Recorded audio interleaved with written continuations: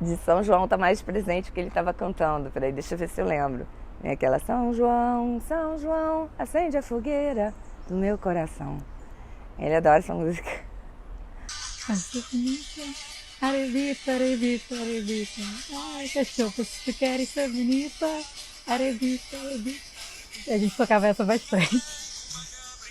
Eu volto quando minha mãe chegar. Sou filho único, tenho minha casa pra morar.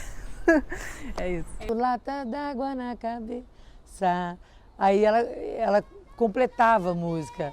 Ela falava, lá vai Maria, lá vai Maria. Lá vai Maria, sobe o morro, não se cansa, pela mão leva a criança, lá vai Maria. Bom, meu nome é Viviane Gomes Helney. Eu morei 23 anos na Itália, fui casada lá. E minha sogra, Rosa Maria Marturelli, acho que ela tinha o Maria no meio, se eu lembro bem. Ela tinha um Alzheimer. Meu nome é Laura, eu tenho 25 anos. A minha avó, ela foi diagnosticada com Alzheimer há uns 6, 7 anos atrás. Meu nome é Beatriz Venieres, eu tenho 20 anos e eu vou falar um pouquinho da minha história com meu avô, que tem 82 e foi diagnosticado em 2009, salvo engano, com Alzheimer. Meu nome é Débora, tenho 56 anos. Eu tenho 2 casos de Alzheimer na família. Um é a minha avó, que ela já faleceu quando eu era adolescente, e meu pai, que foi diagnosticado agora no início do ano, janeiro, fevereiro, e ainda está nos estágios iniciais de doença.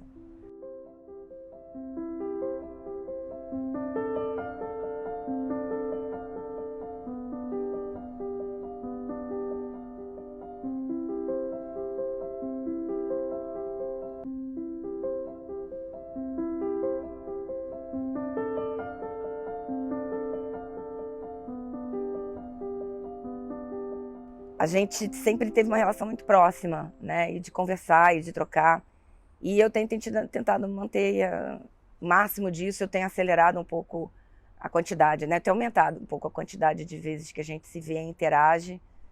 Porque eu sei que a gente tem um prazo de validade agora, né? Em relação ao que ele é capaz de fazer. E até, assim, eu sei que uma hora ele não vai lembrar quem eu sou. Então eu tenho aproveitado muito esse tempo que a gente tem agora para fazer o máximo de coisas possíveis junto com ele. Então, tenho aproveitado bastante esse tempo. Tenho visto ele não mora no Rio, mas mesmo assim eu tenho feito esforço, ele vem aqui, eu vou lá na casa dele, para a gente poder fazer essas pequenas coisas que a gente gostava de fazer juntos mais vezes, né? Bom, minha relação com minha sogra era muito boa. Eu me divertia muito com ela. Ela tinha 80 anos. Ela perdeu o marido, depois de 4 anos que eu conheci seu Giuseppe, que era minha paixão. E aí nós nos aproximamos mais, porque antes até as sogras italianas não gostam muito das noras, não. É um dado de fato, é uma coisa sociológica. Mas depois até mudam essa coisa. E nós passeávamos, eu dava atenção, a gente cozinhava juntas, porque eu sou cozinheira, então eu aprendi a fazer pizza com ela. A gente fazia bastante atividade, a gente saía para supermercado, tudo coisas que eu gosto e que uma mama italiana faz, não? Então, a minha relação com a minha avó é bem íntima, assim, porque na real, quando eu era mais nova, quando minha mãe não cuidava de mim, era minha avó. Então, tipo, e eu era meio que a neta favorita, né? Enfim. Então eu passei muito tempo com ela e... Cara, eu fazia tudo, eu ia pra casa dela todas as férias, a gente ia pro sítio, então fazia tudo, sabe? Ia pra igreja, eu ia pra igreja com ela, ela me obrigava a ir pra igreja, ela me obrigava a ir comprar as roupas com ela, ela adorava me levar a fazer compra, ela falava, vamos bater uma perna no shopping, era o rolê dela também. A gente via filmes juntos, ela cozinhava, ela me levava pra cozinhar, mostrava como cozinhava, nossa, muita coisa assim. Esse meu avô é pai da minha mãe e a gente sempre morou bem perto. Então, assim, todos os dias eu ia almoçar na casa deles, todos os fins de semana a gente fazia coisa junto. Então a gente era bem próximo. Apesar de na maioria dos dias ele estar no trabalho ou estar ocupado, a gente sempre tinha um tempinho para fazer alguma coisa junto, ou almoçava junto quando ele voltava, ou algo assim. Meu avô, aquele português bem português, ele fazia muita questão que toda a família fosse para Portugal com ele pelo menos uma vez. Ele voltava de 2 em 2 anos e passava 3 meses lá. Então a gente foi junto, ele mostrou a casa onde ele cresceu, aquela casinha de pedra. Ele fazia questão de ser, de certa forma, de ser aquela figura paterna, de eu sou o pai, eu levo, eu banco a casa, eu sou aquele patriarcado assim meio tradicional, mas era o jeito dele. Meu avô inicialmente começou com aqueles sintomas bem básicos, que são relativamente comuns para quem tem Alzheimer, mas não foi nisso que a gente pensou inicialmente. Antes dele descobrir que ele tinha Alzheimer, a gente percebeu várias outras coisas que eram de certa forma decorrentes da doença, de certa forma decorrentes da idade mesmo. De problemas na visão, problemas na audição, mas principalmente o ficar desnorteado foi muito marcante pra gente, não pra gente diagnosticar, né? Pro médico diagnosticar, pra gente buscar uma ajuda. Como eu falei, meu avô trabalhou no mesmo lugar por 50 anos. Um dos dias ele saiu da empresa e foi pro lado errado. Ele voltava para casa todo santo dia durante 50 anos. E aí um dia ele acordou e errou o lado que ele tinha que ir. E aí depois do diagnóstico, principalmente quando eu fui ficando mais velha, se tornou uma relação de cuidado mais invertida. E, tipo, eu ficava com meu avô enquanto alguém tinha que sair para fazer alguma coisa, ou eu ajudava com as cuidadoras se precisasse de alguma ajuda com remédio, ou para almoçar, ou para levar em algum lugar. E aí a nossa relação se inverteu um pouco. E aqueles momentos de conexão mudam também, né? Você aprende outras formas de lidar com a pessoa. A gente percebe, quem convive, assim, a dificuldade que a pessoa tem de fazer tarefas que antes seriam muito simples, né? E esquecimentos, coisa que ele está fazendo na casinha, um café, esquece o fogão ligado. Pequenas coisas da rotina que ficaram diferentes e que para a pessoa que tem o Alzheimer ficou mais difícil, porque ela não lembra, ela esquece as coisas, ela para de fazer as coisas na metade. E para a família, porque a gente tem que redobrar a atenção, né? Como é que eles perceberam o Alzheimer? Eles tinham uma casa na praia e hoje em dia ex-marido foi encontrá-la e lá ficaram lá, tudo. Ele foi com o filho, tudo, estiveram lá uma semana e tudo. Depois de um mês ele volta para lá, aí ela pergunta, quando é que você vai me trazer Alessandro para eu ver? O Alessandro era o filho e tinha estado um mês antes.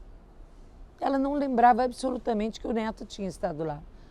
Aí eu falei para ele, presta atenção, porque eu tô achando que isso daí é Alzheimer.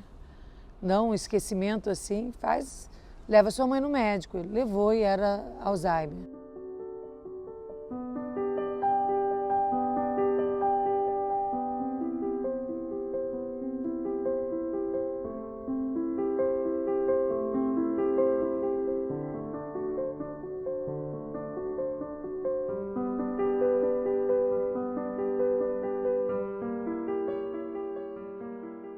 Minha sogra gostava muito de cantar. Meu sogro, ele foi prisioneiro de guerra e quando ele voltou para a Itália, ele veio morar no Brasil, logo depois da Segunda Guerra Mundial.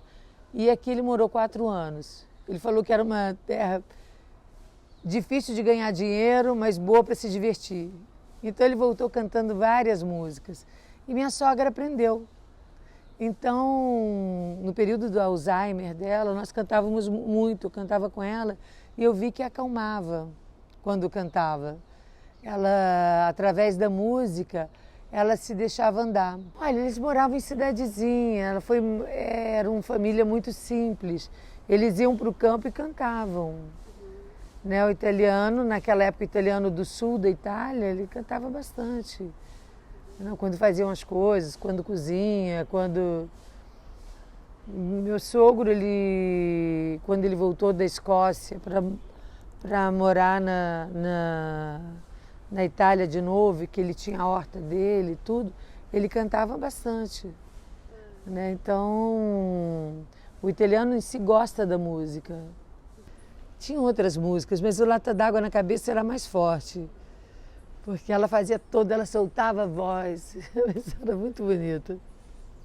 Às vezes eu colocava música, começava a dançar, aí ela dançava comigo um pouquinho, mas no jeito dela, assim, que não saía muito do lugar, mas ela fazia assim, o joelhinho do rock and roll, sabe?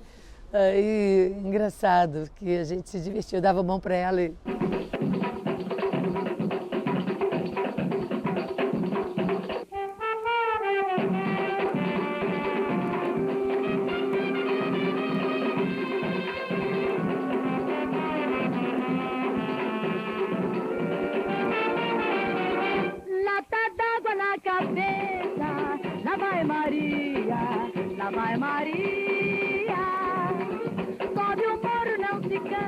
pela mão leva a criança, lá vai Maria. Então, minha avó ama música. Minha avó ama carnaval. Minha avó sempre amou carnaval, porque a família era envolvida com a Portela, então, tipo, ela ama carnaval. Então, pra ela, a marchinha é, tipo, a coisa. E várias vezes a minha avó, depois que ela começou a ter Alzheimer, ela não tem a noção mais de que ela tem a doença em si. Então, mas ela percebe que ela está sendo impedida de fazer as coisas que ela gosta. Então, ela fica muito mal.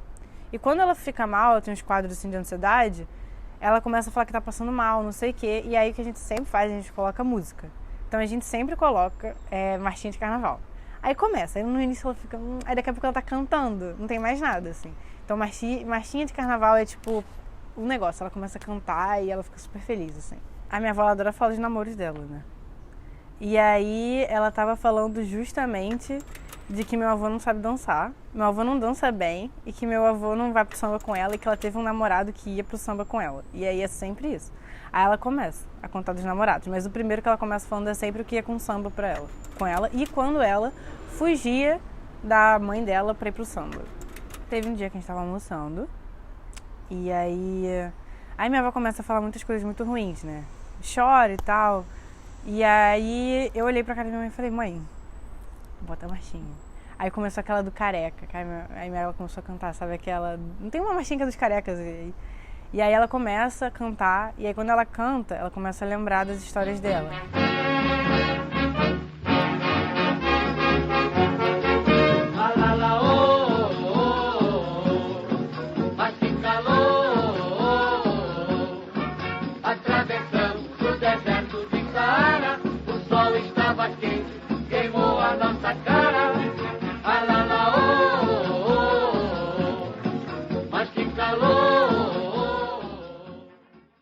Assim, tem muita coisa dessa. Meu pai gosta de coisa antiga, ele não gosta dessas músicas de agora, tá? Então, assim, ele fala da Maísa, né, do Roberto Carlos, que é essa galera antiga, ele lembra as músicas, ele canta.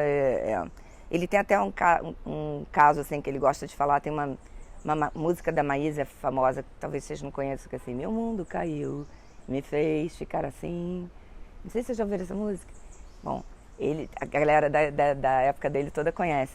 E ele tem uma história interessante porque meu pai foi da Marinha, né, que eu comentei com vocês. E ele, antes dele trabalhar no CPD, ele vivia embarcado. E ele disse que as pessoas, à noite não tinham nada para fazer, né, não tinha internet nem televisão, e as pessoas todas se juntavam sempre com uma pessoa tocando música, né. Então tinha uma pessoa lá no navio dele que tocava música e cantava super bem e tal. E cantava essa música, muito antes da Maísa lançar, quer dizer, a Maísa comprou a música do cara do barco, que foi um grande sucesso, que hoje em dia todo mundo sabe que os artistas compram música, mas antigamente ninguém falava, isso era segredo. Mas o meu pai conta muito essa história, de que ele lembra, aí ele canta essa música da Maísa toda, porque o cara vivia cantando essa música da Maísa, uma música que ele gosta dessa. Eu lembro vividamente que quando começaram a tocar as músicas de Natal, como ele ficou feliz, sabe? Aquilo foi tão bacana, porque ajudou ele a sair um pouco daquele momento de tristeza que ele estava, assim, né? Porque perder a saúde é uma coisa que realmente abate as pessoas, né? Então eu lembro muito do rosto, eu lembro do rosto dele, quando a gente começou a tocar as músicas de transformação, assim, de alegria que ele ficou, foi bem legal. A gente foi numa festa junina agora domingo, e aí ele estava cantando as músicas de festa junina, ele adora. E ele ensinava a gente quando era pequeno. Então eu acho que é um momento de reconexão muito legal, né? Então tem esses momentos com música que a gente tem. Por exemplo, as músicas de São João, que é uma coisa que a gente estava cantando lá na festa. Você vê que ele tem um lugar seguro para onde ele vai, que são as memórias antigas dele, né? Com você, memórias dele de infância.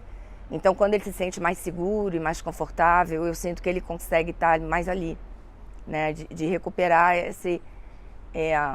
toda essa, não só o emocional, mas também o intelectual do que está acontecendo, que é o que eu acho que faz uma diferença para quem está nesse estágio inicial de confusão do Alzheimer.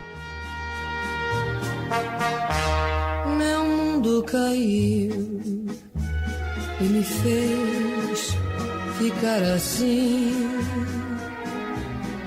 Você conseguiu e agora diz que tem pena de mim.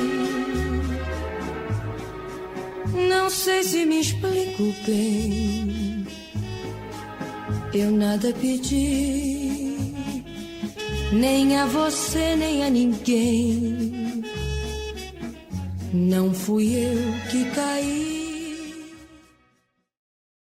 A música entrou com uma forma de me conectar com meu avô a partir das coisas que ele já gostava também. Não adiantaria eu ouvir Dua Lipa e falar, nossa, avô, olha como é legal. Então, eram coisas que a gente já fazia, que já estavam no nosso convívio de alguma forma, mas que a gente percebia que aquilo dali pescava ele um pouquinho mais. Então, principalmente antes da doença, ainda depois da doença, mas antes do diagnóstico ainda mais, a gente ia muito tipo, domingo tem almoço no Clube Português. E aí, ou almoço na Cadeg, qual é o nome? No Recanto das Concertinas, que é um espacinho português também, comer bolinho de bacalhau e tal. E aí fica tocando música, tem as concertinas, é tipo uma sanfoninha, e a galera ficava dançando e tal, e isso era uma coisa que já fazia parte da vida dele antes.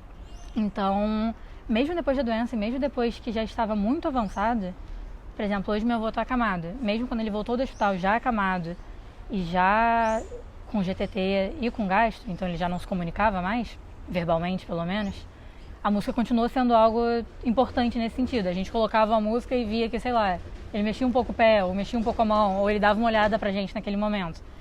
E assim, meu avô já está numa etapa bem avançada da doença. Chega um momento que se você tocar algo, aquela pessoa olhar pra você e parecer estar ali, pô, já é muita coisa, sabe? É pouca coisa, mas já é muita coisa. Ou então o próprio hino do Flamengo, como ele era muito flamenguista, pra gente isso era uma coisa que dava uma puxada também. A própria fono dele usava muito disso. Então ela chegava e falava, e o Mengão, hein, seu Bertino, como é que tá? Não sei do que, vamos cantar o hino. Aí eles cantavam, aí ele conseguia cantar, lembrava do refrão, lembrava das estrofes. E isso era uma coisa que, se fosse outra música qualquer, não lembraria. Ou se fosse outra coisa qualquer, já fala um texto, também não lembraria. Então a música foi importante pra gente nesse sentido e foi uma forma de se conectar com ele, assim, bem valiosa, principalmente nos momentos mais complicados, nos quais a conexão estava mais difícil. Logo no início da pandemia, meu avô estava internado. Ele já estava internado desde novembro de 2019 e ficou mais de 3 meses, assim. Ele entrou no hospital numa situação e saiu em outra completamente diferente. Meu avô não entrou lúcido, óbvio, até porque já tinha muitos anos, pelo menos, de diagnóstico, nós já tinha muitos mais anos de doença. Mas ele entrou andando sozinho, ele entrou falando, ele entrou comendo sozinho. E depois de 3 ou 4 meses no hospital, o estímulo para quem tem Alzheimer é uma coisa muito importante. Então, ser estimulado, seja pela música, seja pela conversa, seja pelos tratamentos, pela terapia, felizmente, a gente sempre, assim, buscou o maior número possível de formas de ajudar. Ajuda muito, muito mesmo. E no hospital é complicado, principalmente porque ele ficou no UTI por muito tempo. Então, ele ficou sedado por muito tempo. E aí, voltar da sedação para alguém que não tem uma doença neurodegenerativa como base, já é difícil. Para quem tem, assim, é muito complicado. Algumas vezes o médico chamou para conversar e falar de tipo, vamos, se prepara psicologicamente, vamos ver como é que tá a situação, o pulmão não tá mais sustentando como antes faria e tudo mais.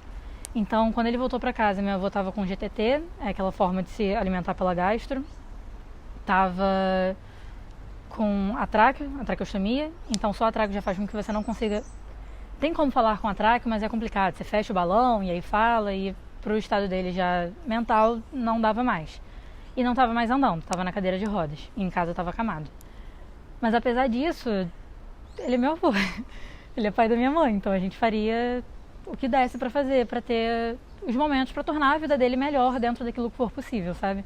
Chega um momento de cuidados paliativos que você só quer que o fim da vida daquela pessoa seja uma coisa digna e que seja uma coisa interessante, às vezes, que vocês façam uma coisa que seja legal. E aí a gente conseguia, eu, minha mãe, mais a técnica dele, a técnica de enfermagem que cuida dele, tem home care e tudo mais, a gente virava ele assim na cama, fazia tipo um troninho do Game of Thrones com várias almofadas para ele ficar sentadinho. E aí colocava uma música dessas, colocava... O vídeo era mais pra gente do que pra ele, mas colocava um vídeo das pessoas dançando. Aí minha mãe ficava sacudindo, assim, o braço dele. Eu tenho certeza que lá no fundo ele dava umas xingadas nela, porque ele não podia escolher estar ali, né? Às vezes a pessoa nem queria estar. Mas ele dava um risinho, ou então ele tentava, assim, fazer com a boca uma parte do refrão, olhava pra gente, mexia um pouquinho a mão, e a gente ficava fazendo... Era um momento muito besterol, mas era um momento que puxava ele pra realidade, que no momento que a pessoa não tá se falando, não tá mais comunicando, não tá mais andando, não tá mais comendo sozinha, conseguir puxar pra realidade, ter um momento que vocês dois estão fazendo a mesma coisa, ainda que seja pela música, ainda que os dois estejam ouvindo a mesma coisa e os dois estão naquela energia ali trazida, é uma coisa muito valiosa, sabe? Foi muito importante pra gente, a gente fazia isso quase todo dia. Eu, minha mãe, a técnica, o vô, e ficava ouvindo, botava os vídeos, ele tinha uns CDs antigos do Roberto Leal, dos cantores portugueses, o clube também dava, às vezes, fim de ano, o CD do clube, e tinha lá não sei quantas músicas, a gente colocava no radinho e ficava ouvindo, o radinho, né, que anos 2000, isso foi em 2020, mas ficava ouvindo, e era um momentinho que, assim, hoje em dia já foi alguns passos mais pra frente, algumas outras coisas aconteceram nesse meio do caminho, então não é uma coisa que faça tão sentido agora. Agora, esse trazer ele pra realidade é mais complicado. Diria que não rola mais tanto. Mas eu acho que a gente conseguiu até quando dava, isso foi uma forma da gente conseguir. Isso já vale bastante coisa. Vem, vem, vem, vem, vem já. Vem, vem, vem, vem, vem já. Vem dançar o carimbó português. Vem agora que vai começar. Vem dançar o carimbó português. Vem agora que vai começar. Esta dança começa agora, vai até o sol raiar. Esta dança começa agora, vai até o sol raiar. Junta-se a nossa gente, sei que vai gostar. Junta-se a nossa gente, sei que vai gostar. Alegria! Vem, vem, vem, vem, vem já. Com o agravar da doença, ela já não queria caminhar muito, ela não queria fazer as coisas, ela se jogava no chão, ela deitava a cabeça na mesa e fingia que estava morta. Aí ali eu sentava e estava cantando lá dela até ela despertar com a música. Ela se ausentou completamente, ela queria se desligar. Ó. E a gente chegava, encontrava ela assim, aí eu sentava lá do lado dela e começava, sabe aquele batuque na mesa, assim, tanto, sabe, que a gente aprende quando é criança, né? Aí, às vezes eu cantava uma música de índio que eu aprendi também na minha infância, que era Tum Tum Jacutinga lá, me está com garoe. Ela me olhava e falava, o que essa daí tá cantando? Primeiro que eu incomodava, porque ela estava com a cabeça ali, eu fazia ritmo na mesa, né? Ficava batendo. Aí eu pegava copo, batia o copo, sabe aquele de jogar e você passar? Ah, ela gostava de Escravos de Jó. E a gente passava. Tira a bota, deixa ficar. Guerreiros com guerreiros fazem zigue-zigues. Ela fazia uma confusão.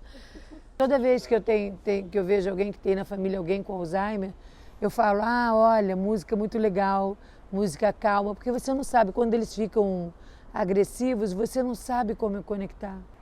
Até pela experiência que a gente teve com a minha avó, o que eu comentaria seria mais assim, tentar aproveitar o máximo possível do tempo que a pessoa está aqui ainda lembrando quem você é, lembrando esses momentos, porque eles são muito valiosos e a gente não sabe quanto tempo a gente ainda tem daquela pessoa presente ali. E também criar esses momentos de conexão, sejam músicas, seja uma conversa, seja um beijo, um abraço. Uma parada que eu acho que você tem que pensar muito quando isso está acontecendo é lembrar o que você sabe daquela pessoa, é tentar aproveitar enquanto não está muito avançado, você entender o que ela gosta, principalmente em música. Porque real, música é uma parada que mexe bastante, sabe? Então, que música aquela pessoa gosta de cantar? Que música que ela deixa ela feliz, sabe? Tipo, aprender isso, que foi muito que eu e minha mãe fizemos. Se eu fosse pensar para alguém que acabou de ter um familiar diagnosticado, primeiramente, força, paciência, é uma doença que pega tanto quanto na família quanto no paciente. Assim, você vê alguém que você ama estando naquela situação ou te perguntando coisas que não fazem mais tanto sentido ou não estando tão ali quando antes estava, dói muito e se estende. E aí você vai vendo aquela pessoa se perdendo aos pouquinhos, aquela pessoa que você amava não vai estando ali. Então, assim, vai doer, vai ser ruim, mas considerando que a sensação que você tem é que está perdendo aquela pessoa, tenta puxar no que está ali, sabe? No que já está ali, naquela raiz que está ali. Ele tinha um time que gostava muito, beleza, é o hino do time. Ele tinha um lugar que ele gostava muito de ir, a música que toca nesse lugar. A gente fazia viagem de carro junto e tocava não sei do que. Pô, acha essa playlist, monta essa playlist. Procura fazer coisas que aquela pessoa gosta, se conectar em coisas que aquela pessoa gosta. Ainda que a perda de memória, principalmente de coisas assim, de médio a curto prazo, seja muito intensa, geralmente a de longo prazo demora mais para sair. Se a pessoa passou a vida gostando daquilo, até ela parar de gostar, ou até ela parar de esquecer, ou até aquilo parar de minimamente chamar a atenção dela, vai demorar um pouco. Então, assim, buscar formas de conexão. Se vocês jogavam uma coisa juntos sempre, se vocês faziam uma atividade juntos sempre, não deixem de fazer. Se vocês ouviam uma coisa juntos sempre, ok, continua, sabe? É de ir inserindo nessa nova rotina elementos que já eram comuns, até porque ainda que aquela pessoa não lembre, ela é aquela pessoa. Meu avô pode não lembrar que ele é meu avô, mas eu sei que ele é meu avô.